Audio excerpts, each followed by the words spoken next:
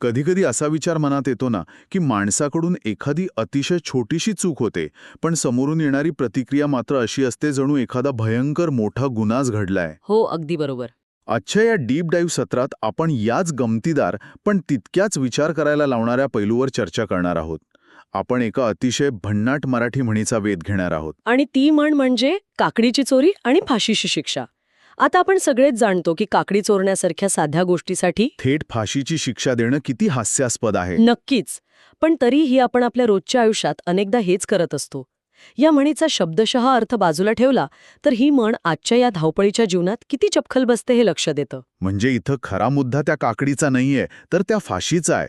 एखाद्या साध्या घटनेवर आपण देणाऱ्या प्रमाणाबाहेरच्या प्रतिक्रियेचा. अगदी मानसशास्त्रामध्ये याला अनेकदा विस्थापित राग किंवा विनाकारण काढलेला राग असंही म्हटलं जातं. हे विस्थापित राग प्रकरण जरा जास्तच ओळखीचं वाटते.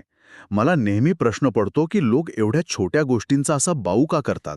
कारण आपल्या मेंदूची रचनाच अशी असते की जेव्हा ताणतणाव साठत जातो तेव्हा तो कुठल्या तरी छोट्याशा कारणावरून बाहेर पडण्याची वाट शोधत असतो. हो ना, म्हणजे बघा, कधीकधी आपण ट्रॅफिकमध्ये अडकतो आणि घरी पोहोचायला फक्त 5 मिनिटं उशीर होतो, पण घरी गेल्यावर अशी काही उलट तपासणी सुरू होते जणू आपण 2 दिवस बेपत्ताच होतो. आणि ऑफिसमध्येही असंच काहीसं चित्र पाहायला येतं.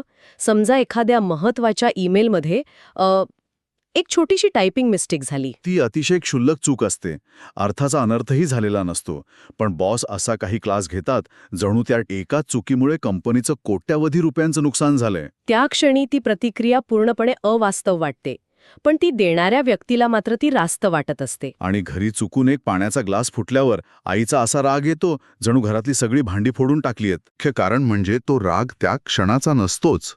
तो फुटलेला ग्लास किंवा ती टायपिंग मिस्टेक हे फक्त एक निमित्त ठरतं. बरोबर, ते एक ट्रिगर म्हणून काम करतं. खरा राग हा आतमध्ये साठलेला ताणतणाव किंवा इतर कुठल्या तरी निराशेचा स्फोट असतो. पण इथेच स्मार्ट निर्णय आणि शहाणपण कामी येतं. प्रत्येक चुकीची शिक्षा ही त्या चुकीच्या प्रमाणातच असली पाहिजे. नक्कीच, जेव्हा आपण प्रमाणाबाहेर प्रतिक्रिया देतो म्हणजे ओव्हर रिॲक्ट करतो तेव्हा आपण मूळ चुकीपेक्षा खूप जास्त नुकसान करत असतो. होय, याचा अर्थ असा की आपण नकळतपणे आपल्या जवळच्या माणसांना स्वतःपासून दूर ढकलत असतो. रागाच्या भरात घेतलेला असा आवाजी निर्णय किंवा दिलेली टोकाची प्रतिक्रिया नेहमीच नातेसंबंध दुरावते. आणि सर्वात महत्त्वाचं म्हणजे एकमेकांवरचा विश्वास कमी करते. म्हणूनच स्वतःला वेळीच थांबवणं खूप गरजेचं आहे. पुढच्या वेळी जेव्हा कोणी अशी छोटी चूक करेल तेव्हा लगेच रिॲक्ट करण्याऐवजी फक्त एक छोटासा पॉज घ्यायला हवा. आणि स्वतःलाच विचारायला हवं की मी खरोखरच एका काकडीसाठी फाशी तर देत नाही ना. हे अगदी योग्य आहे. रागावर नियंत्रण ठेवून योग्य समतोल राखणे हेच खरं कौशल्य आहे. हा समतोलच अनेक अनावश्यक वादांपासून वाचवू शकतो. हा पॉज घेण्याचा मुद्दा खरोखरच खूप महत्त्वाचा आहे. कोणाला असा छोटी चूक आणि मोठी शिक्षा असा मजेशीर किंवा विचित्र अनुभव आलाय का, यावर नक्की विचार व्हायला हवा. आणि जाता जाता एका गोष्टीवर नक्की विचार करायला हवा. पुढच्या वेळी जेव्हा एखाद्या छोट्या चुकीवर एवढा मोठा स्फोट बघायला मिळेल तेव्हा खरोखरच तो राग त्या क्षुल्लक चुकीचा असतो का, की तो आत साठलेल्या आणि बाहेर पडण्याची वाट पाहणाऱ्या एखाद्या मोठ्या वादळाचा स्फोट असतो. हे शहाणपण रोजच्या जगण्यात खूप उपयोगी पडेल.